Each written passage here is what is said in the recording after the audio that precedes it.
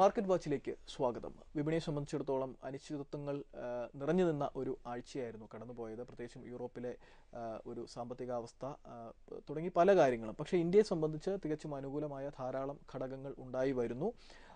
എന്തായാലും വിപണിയെക്കുറിച്ച് കൂടുതൽ സംസാരിക്കാനായി ഹെഡ്ജിക്കിറ്റി CEO N Bhuvanendran ചേരുന്നു. ഭുവനേന്ദ്രൻ, തീർച്ചയായും ഞാനിപ്പോൾ മുമ്പ് പറഞ്ഞതുപോലെ യൂറോപ്പിൻ്റെ റിക്കവറി അത്ര ഫാസ്റ്റ് അല്ല, അതത്ര എളുപ്പമല്ല. ഒരുപക്ഷെ രഘുറാം രാജൻ കുറച്ച് നാൾ മുൻപ് സൂചിപ്പിച്ച ഗ്ലോബൽ ഇക്കോണമി അറ്റ് പെറിൽ എന്നുള്ള രീതിയിൽ പറഞ്ഞതൊക്കെ ഒരുപക്ഷെ യൂറോപ്പിനെ സംബന്ധിച്ച് ആണോ എന്ന് നമ്മൾ സംശയിക്കും ഈ ഒരു സാഹചര്യത്തിൽ. പക്ഷേ എന്തു തന്നെയായാലും വെള്ളിയാഴ്ച ദിവസം അമേരിക്കൻ വിപണികൾ ശക്തമായി മുന്നേറ്റം കുറിച്ചു. ഒപ്പം യൂറോപ്യൻ വിപണികളും തരക്കേടില്ലാത്ത നിലവാരത്തിൽ നിന്നു.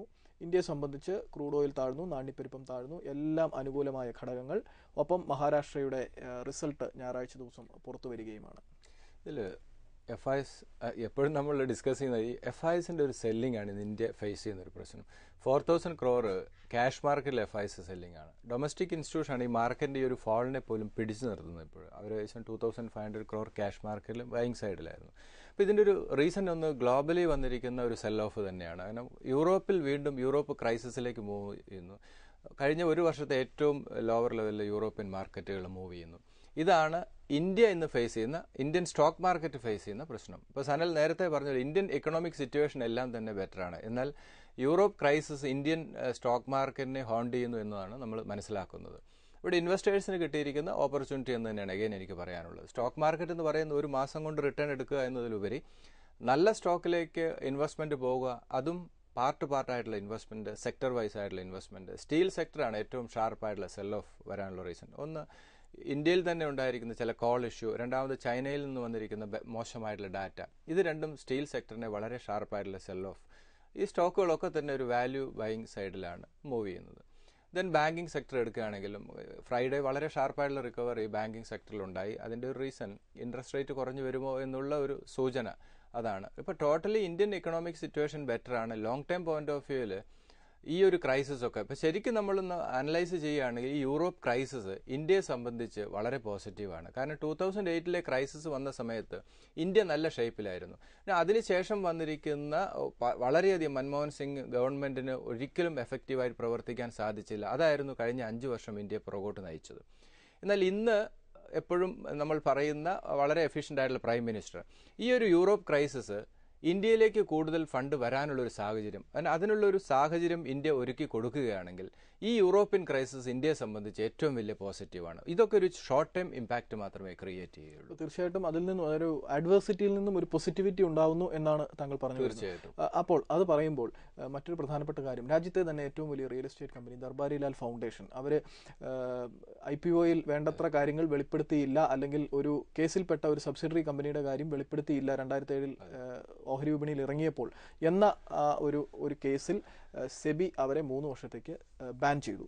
ഓഹരി വിപണിയിൽ പ്രവേശിക്കുന്നതോ സ്റ്റോക്ക് വിൽക്കുന്നതിനോ വാങ്ങുന്നതിനോ വലിയൊരു ദുരന്തം പോലെയായിപ്പോയി ആ സ്റ്റോക്കിന്റെ കാര്യം. ഏകദേശം 150 രൂപയ്ക്ക് അടുത്ത് നിന്നും 110 രൂപയിലേക്ക് അത് കൂപ്പുകുത്തി വീണു. പിന്നീട് ഇൻസ്റ്റിറ്റ്യൂഷണൽ സപ്പോർട്ട് കൊണ്ട് പിടിച്ചു നിന്നു പിന്നീടുള്ള ദിവസങ്ങൾ. പക്ഷേ ഈ DLFലെ ഓഹരി, ഇത് ശരിക്കും പറഞ്ഞു കഴിഞ്ഞാൽ ഓഹരി വിപണിയിൽ ഒരു തെറ്റായ സന്ദേശം, പ്രത്യേകിച്ചും ചെറുകിട നിക്ഷേപകർ DLFൽ വാങ്ങിയ ധാരാളം പേർ, രാജ്യത്തെ തന്നെ ഏറ്റവും വലിയ റിയൽ എസ്റ്റേറ്റ് കമ്പനിയിൽ സ്വാഭാവികമായി ആളുകൾ നിക്ഷേപിക്കും. വളരെ തെറ്റായ ഒരു സന്ദേശമല്ലേ? കാരണം ഈ തീരുമാനം വരുന്നത് ഒരു ദിവസം വിപണി അവസാനിച്ച ശേഷം, മാർക്കറ്റ് അവേഴ്സ് കഴിഞ്ഞിട്ടാണ്. അതിന് തൊട്ട് മുൻപ് പോലും ഇത് 100-200 ഷെയർ വാങ്ങിയ ഒരു വ്യക്തിയെ സംബന്ധിച്ച് അതുണ്ടാക്കിയ ഒരു നഷ്ടം എന്ത് വിശ്വസിച്ച് ഓഹരി വാങ്ങും? ഇത് ഓഹരി വിപണിയിൽ സംബന്ധിച്ച് ഈ ചെറുകിട നിക്ഷേപകരുടെ ഒരു സെക്യൂരിറ്റി കൺസേൺ എടുക്കാതെ സെബി ചെയ്ത ഒരു നടപടിയായി പോയി ഇതായിട്ട് തോന്നുന്നു. അല്ല, തീർച്ചയായിട്ടും. കാരണം ഇത് നമ്മൾ മനസ്സിലാക്കുന്നത് 2007 ഉണ്ടായിരുന്ന ഇഷ്യൂ നമുക്കറിയാം. 2007 ഒരു സമയത്ത് മുകേഷ് അംബാനിയുടെ മുകളിൽ അസറ്റിൽ വന്ന ഒരാളായിരുന്നു സിംഗ്. അവിടെ നിന്ന് 2007 ഉണ്ടായിരുന്ന ഇഷ്യൂ ഇന്ന് 2014 വരെ എന്തുകൊണ്ട് സെബി നോക്കിയിരുന്നു എന്നുള്ളതാണ്. അപ്പോൾ ഇൻവെസ്റ്റേഴ്സിനെ പ്രൊട്ടക്ട് ചെയ്യുന്നില്ല സെബി എന്നുള്ളതാണ്. ഇത് ഓരോ സമയത്തും പഠിക്കണം. ഇപ്പം നമ്മൾ റീസെൻ്റ് ആയിട്ട് വന്നിരിക്കുന്ന കോൾ ഇഷ്യൂലൊക്കെ തന്നെ സംഭവിച്ചിരിക്കുന്നത് ഇത് തന്നെയാണ്. അപ്പോൾ എനിക്ക് തോന്നുന്നത് ഇതൊരു ക്ലീനിങ് പ്രോസസ്സായിട്ടാണ് ഞാൻ കാണുന്നത്.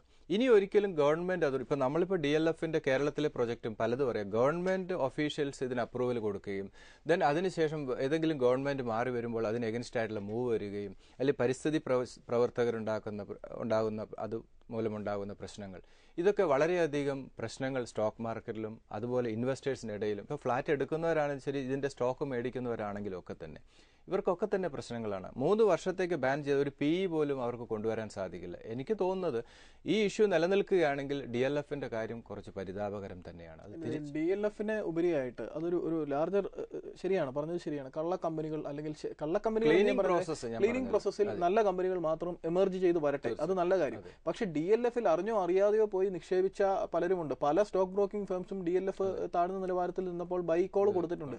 അങ്ങനെയുള്ള ഇൻവെസ്റ്റേഴ്സിനെ സംബന്ധിച്ച് ഈ പറയുന്ന ചെറുകിട ലാർജ് സ്കെയിലിൽ നമുക്ക് വിടാം. ഈ ചെറിയ ഇൻവെസ്റ്റേഴ്സിനെ സംബന്ധിച്ച് ഒരു പ്രൊട്ടക്ഷൻ അല്ലെങ്കിൽ അവർക്ക് വലിയ രീതിയിൽ ഇത് ബാധിക്കില്ല. കാരണം അവർക്ക് വിപണിയിലുള്ള വിശ്വാസം തന്നെ നഷ്ടപ്പെട്ടു. അല്ല, തീർച്ചയായും സനൽ, ഇത് നമ്മൾ ഈ സ്റ്റോക്കിന്റെ ഒരു മൂവ് ശ്രദ്ധിച്ചാൽ കഴിഞ്ഞൊരു 3 months ആയിട്ട് ഈ സ്റ്റോക്ക് ഒരു വൺ സൈഡ് മൂവ് ആയിരുന്നു, ഡൗൺ സൈഡിലേക്ക്. ഈ ന്യൂസ് ഓൾറെഡി ഇങ്ങനെ മാർക്കറ്റിലുണ്ടായിരുന്നു, ഏതെങ്കിലും മൂവ് ഇവർക്ക് എഗൻസ്റ്റ് ആയിട്ട് വരും എന്നുള്ള ഒരു ന്യൂസ്. പക്ഷെ ഒരു റീറ്റെയിൽ ഇൻവെസ്റ്ററെ സംബന്ധിച്ച് ഇത് കണ്ടുപിടിക്കാൻ വളരെ ബുദ്ധിമുട്ടാണ്.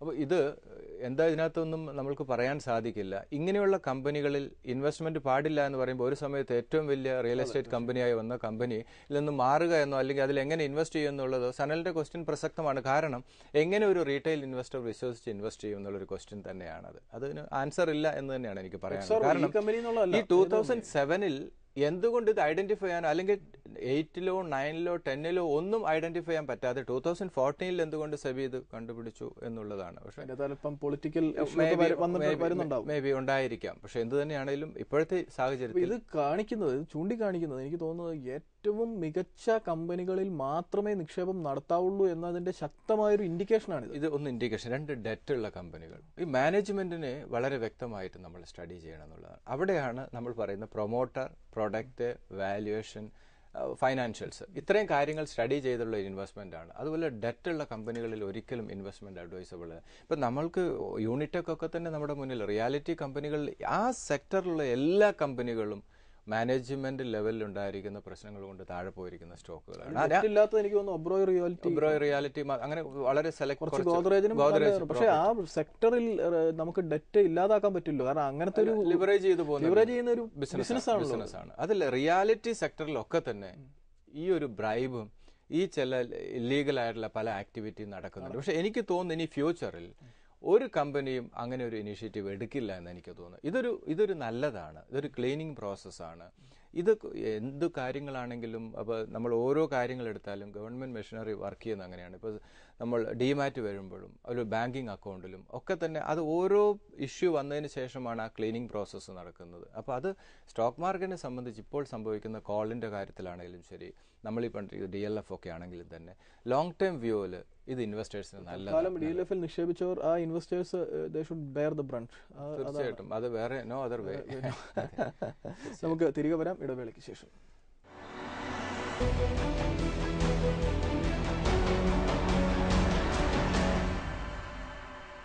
മാർക്കറ്റ് വാച്ച് തുടരുന്നു. നമുക്ക് റിസൾട്ട് സീസണാണ്. പ്രതീക്ഷിച്ചതിലും വിഭിന്നമായി വളരെ മികച്ച റിസൾട്ടുകളാണ് വന്നുകൊണ്ടിരിക്കുന്നത്. ഇൻഫോസിസ് ആദ്യം തന്നെ വളരെ മികച്ച റിസൾട്ട് തന്നു. പിന്നാലെ സിൻഡെക്സ് മികച്ച റിസൾട്ട് വന്നു. കിറ്റെക്സ് കേരളത്തിൽ നിന്നുള്ള കമ്പനി മികച്ച റിസൾട്ട്. ഇതിൽ വിപണി പ്രതീക്ഷിച്ച അത്രയും വന്നില്ല എന്ന ഒരേ ഒരു ആരോപണം നേരിടുന്നത് തുടർച്ചയായി മികച്ച റിസൾട്ടുകൾ നൽകിക്കൊണ്ടിരിക്കുന്ന ടാറ്റ കൺസൾട്ടൻസി സർവീസസ് എന്ന TCS മാത്രമാണ്.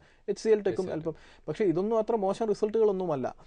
TCSും CMCയും അവരുടെ തന്നെ ഹാർഡ്വെയർ വിഭാഗത്തിൽപ്പെടുന്ന കമ്പനിയായ CMCയുമായിട്ട് ലയിക്കാനുള്ള തീരുമാനവും കൂടെ വന്നു. മറ്റൊരു IT കമ്പനി എന്ന് തന്നെ പറയാം. ഇങ്ങനെ ഒരുപിടി നല്ല കാര്യങ്ങളാണ് നടന്നുകൊണ്ടിരിക്കുന്നത്. TCSന്റെ റിസൾട്ട് ഞാൻ മോശമായിട്ട് വ്യാഖ്യാനിക്കുന്നില്ല. TCS റിസൾട്ട് മോശമല്ല. എനിക്ക് തോന്നുന്നു യൂറോപ്പ് ക്രൈസിസ് ആണ് TCSന്റെ സ്റ്റോക്കിന്റെ ഒരു ഫോളിന് കാരണം. ഒന്ന്, മോശമായിട്ടുള്ള റിസൾട്ട്. യൂറോപ്പിലാണ് കൂടുതൽ എക്സ്പോഷർ TCSനെ സംബന്ധിച്ച്. അതായിരിക്കാം TCSൽ ഇങ്ങനെ ഒരു സെൽ ഓഫ് വരാനുള്ള റീസൺ. എല്ലാ ക്വാർട്ടറും വളരെ വളരെ ബെറ്റർ ആയിട്ടുള്ള റിസൾട്ട് അനൗൺസ് ചെയ്യുന്ന കമ്പനിയാണ്. പക്ഷെ ഞാൻ പറയുന്നത് TCS അടുത്തൊരു കറക്ഷനോടുകൂടി TCSൽ ഇതിൽ പാർട്ടിസിപ്പേറ്റ് ചെയ്യാൻ പറ്റാത്ത ഇൻവെസ്റ്റേഴ്സിന് കിട്ടുന്ന ഒരു ഓപ്പർച്യൂണിറ്റിയാണ് TCSലാണെങ്കിലും HCL ടെക്കിലാണെങ്കിലും തന്നെ. ഇപ്പോൾ ഞാൻ ലാസ്റ്റ് എപ്പിസോഡിൽ പറഞ്ഞു ഈ IT കമ്പനികൾ ഇപ്പോഴത്തെ സാഹചര്യത്തിൽ ഒരു ഇൻവെസ്റ്റ്മെന്റ് അഡ്വൈസബിൾ അല്ല എന്ന്. പക്ഷേ അടുത്ത കറക്ഷനോടുകൂടി വളരെ ഡീസൻ്റ് ആയിട്ടുള്ള കറക്ഷൻ HCL ടെക്കിലും TCSലും സംഭവിച്ചു റിസൾട്ടിന് ശേഷം. അടുത്തൊരു 5 to 6% കറക്ഷനോടുകൂടി ഈ സ്റ്റോക്കിൽ ഇൻവെസ്റ്റ്മെന്റ് അഡ്വൈസബിൾ ആണ്. അതേസമയത്ത് ഇൻഫോസിസ് കുറച്ചുകൂടെ കോഷ്യസ് അപ്രോച്ച് ഇൻഫോസിസിൽ എടുക്കണം. ഇൻഫോസിസിന്റെ വാല്യുവേഷൻ കുറച്ച് ഹയർ വാല്യൂലാണ് മൂവ് ചെയ്യുന്നത്. അപ്പോൾ അതുമല്ല, പുതിയ ശിഖ ചാർജ് എടുത്തതിന് ശേഷം അദ്ദേഹം സാലറി കൂട്ടുന്നു, ബോണസ് കൊടുക്കുന്നു. ഇതൊക്കെ തന്നെ നമ്മൾ കുറച്ചുകൂടെ അദ്ദേഹം ചാർജ് എടുത്തിട്ട് വളരെ കുറച്ച് ദിവസങ്ങൾ അല്ലെങ്കിൽ മാസങ്ങൾ മാത്രമേ ആയിട്ടുള്ളൂ. ഇനി കുറച്ചുകൂടെ അദ്ദേഹത്തെ പഠിക്കണം എന്നാണ് എനിക്ക് തോന്നുന്നത്. അതുകൊണ്ട് കുറച്ചുകൂടെ ആ ഒരു സ്റ്റോക്കിലെ ഇൻവെസ്റ്റ്മെന്റ് കുറച്ചുകൂടെ പേഷ്യൻസ് എടുത്തതിന് ശേഷമായിരിക്കും നല്ലത്. പക്ഷേ ഞാൻ ഇൻഫോസിസിലെ ഒരു സംഘം ആളുകളുമായിട്ട് ഈയിടെ സംസാരിക്കാനിടയായി. ഒപ്പം തന്നെ TCS ഒരു ഗ്രൂപ്പുമായി സംസാരിക്കാൻ ഇടവന്നു. അപ്പോൾ അവരിൽ നിന്നും അവരുടെ ആ ഒരു കോൺവെർസേഷനിൽ നിന്നും അതിൻ്റെ ഒരു ഔട്ട്കം എന്ന് പറയാവുന്നത് ഇൻഫോസിസ് ഒരുപക്ഷെ TCSനെ ബീറ്റ് ചെയ്ത് വരും എന്നാണ്. കാരണം വിശാൽ സിക്ക അദ്ദേഹത്തിൻ്റെ കൂടെ സാപ്പിലുണ്ടായിരുന്ന ആഗോള കമ്പനി സാപ്പിലുണ്ടായിരുന്ന വളരെ കൂടെ ജോലി ചെയ്തിരുന്ന വളരെ മിടുക്കരായിട്ടുള്ള പ്രതിഭകളെ മുഴുവൻ ഇങ്ങോട്ടേക്ക് എത്തിച്ചു കഴിഞ്ഞു. ഒന്ന്, ഇവർ ഒരുപക്ഷെ ഇൻഫോസിസിൻ്റെ ഇപ്പോഴുള്ള ബിസിനസ് അതിൻ്റെ ഇതിൽ തന്നെ വലിയൊരു ചേഞ്ച് ഉണ്ടാകാനുള്ള സാധ്യതയുണ്ട്. ഒരു ടോപ്സി ടർവി ആയിട്ടുള്ള മാറ്റങ്ങൾ നമുക്ക് പ്രതീക്ഷിക്കാം.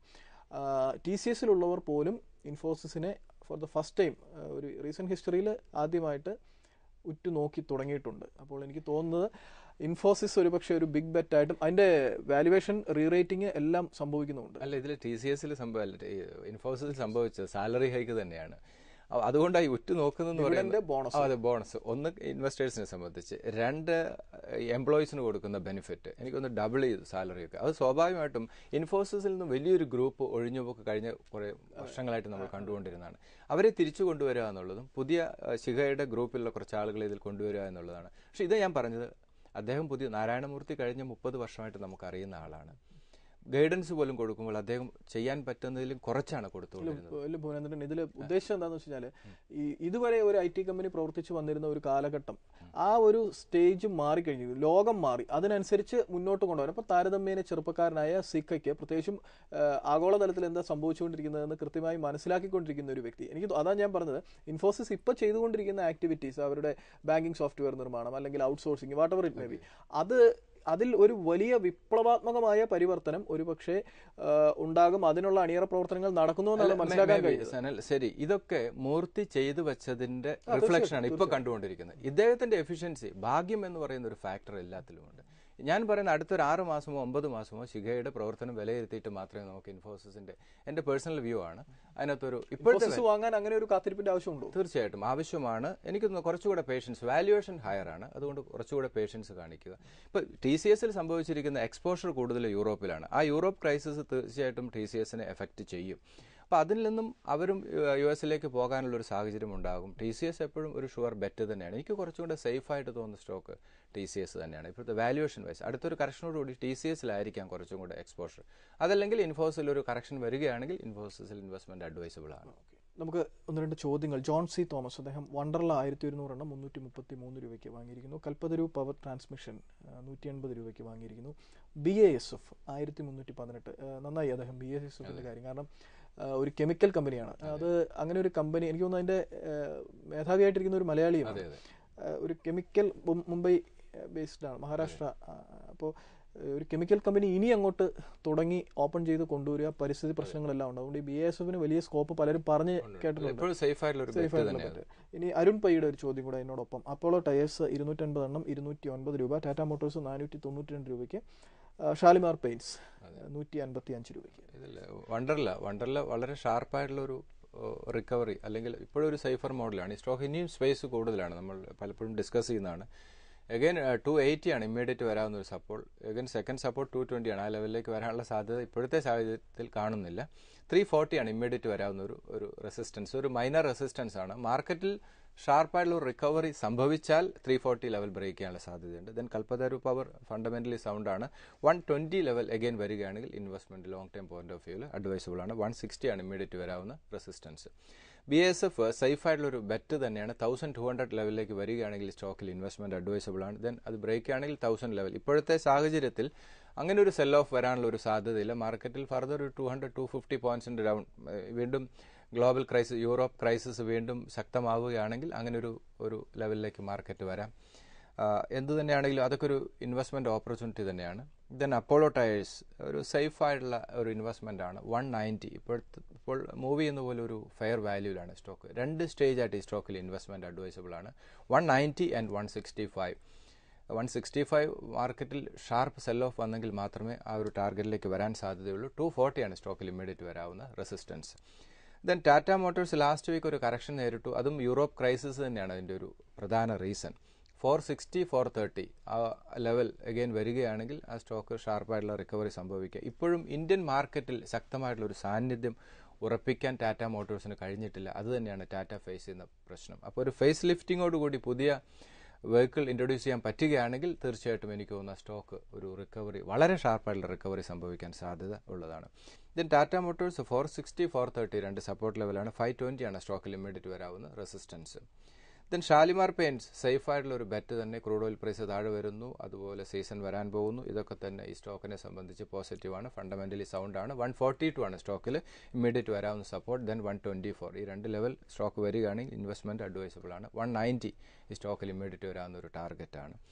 അപ്പോൾ ഈ സ്റ്റോക്കുകളെല്ലാം തന്നെ ഫണ്ടമെന്റലി, ഇപ്പോൾ നമ്മൾ ഏത് സ്റ്റോക്ക് എടുത്താലും ഇതെല്ലാം ഫണ്ടമെന്റലി സൗണ്ടാണ്. അടുത്ത കറക്ഷൻ ഈ സ്റ്റോക്കിൽ ഇൻവെസ്റ്റ് ചെയ്യാൻ ഉള്ളൊരു ഓപ്പർച്യൂണിറ്റി ആയിട്ട് ഇൻവെസ്റ്റേഴ്സ് കാണുക എന്നുള്ളതാണ്. പലരും ഇപ്പോഴും സ്റ്റോക്ക് മാർക്കറ്റിൽ ആ റൈഡിന് ശേഷം ഇൻവെസ്റ്റേഴ്സ് എനിക്ക് തോന്നുന്നു പേഷ്യൻസോടുകൂടി കാത്തിരിക്കുകയായിരുന്നു. കാരണം മാർക്കറ്റിൽ വൺ സൈഡ് ആയിട്ടുള്ള ഒരു റൈഡ് സംഭവിച്ചിരുന്നു, അതുപോലെ വൺ സൈഡ് ആയിട്ടുള്ള ഒരു കറക്ഷൻ മാർക്കറ്റിൽ സംഭവിച്ചുകൊണ്ടിരിക്കുകയാണ്. അപ്പോൾ ഇതൊരു ഇൻവെസ്റ്റ്മെന്റ് ഓപ്പർച്യൂണിറ്റിയാണ്. മാർക്കറ്റിൽ ചില സമയത്ത് സെല്ലിംഗ് ട്രിഗർ ചെയ്തുകൊണ്ടേയിരിക്കും, ചില സമയത്ത് ബൈ ട്രിഗർ ചെയ്തുകൊണ്ടേയിരിക്കും. അപ്പോൾ ഇപ്പോഴത്തെ സാഹചര്യം എന്ന് പറയുന്നത് ബൈ ഓരോ സ്റ്റോക്കിലും ട്രിഗർ ചെയ്തുകൊണ്ടിരിക്കുകയാണ്. ഇതൊരു ബൈയിങ്ങിനുള്ള സമയമാണ്. അപ്പോൾ ഇൻവെസ്റ്റേഴ്സ് നല്ല സ്റ്റോക്കിൽ പാർട്ടാകാനുള്ള ഒരു ഓപ്പർച്യൂണിറ്റി ആയിട്ട് പുതിയ ഇൻവെസ്റ്റേഴ്സിന് സ്റ്റോക്ക് മാർക്കറ്റിൽ ഇൻവെസ്റ്റ് ചെയ്യാൻ താല്പര്യമുള്ളവരെ സംബന്ധിച്ച് ഇത് വലിയൊരു ഓപ്പർച്യൂണിറ്റിയാണ്. അതെ, നമുക്ക് തിരികെ വരാം ഇടവേളയ്ക്ക് ശേഷം.